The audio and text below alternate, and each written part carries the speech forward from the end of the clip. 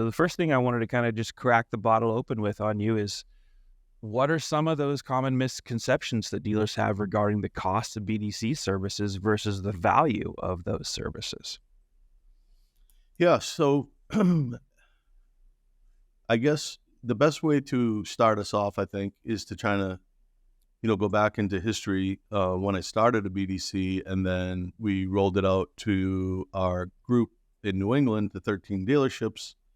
That was my idea because at the time, I know I'm dating myself, but internet leads were new, and I saw a lot of value, I saw a lot of importance in those leads that were starting to come in, and I knew we needed to build a way to respond to customers quickly and all that, and obviously drive more sales for the dealership.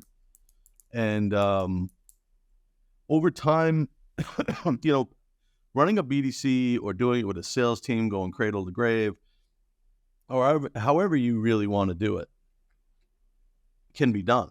Whether you use Strolid or you do it yourself, you do a BDC, you don't like BDCs. We had a guy at the show at NADA say, he thinks it's like the third, what did he say? Third string quarterback is the BDC is how he worded it. I thought that was kind of interesting. But what we're really talking about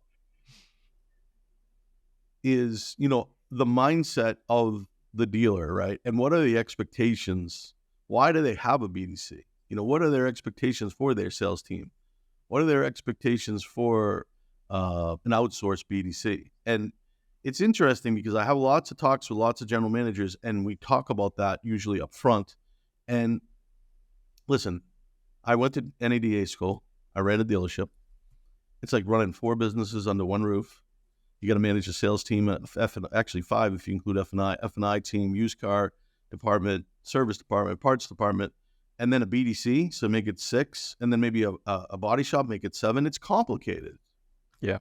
And so everyone wants that right person in their organization to help manage that section of the business, right? And the better team you have around you, the better operational you'll be, the better in all that. So we did this for, a large group, the whole East Coast. And when I was asked to do it, I reacted exactly the way a lot of dealers do. It was like, that's impossible. How are you going to do that? I just did a meeting with my sales team about mindset, and that's basically me telling myself it can't be done, which isn't my core, Yeah.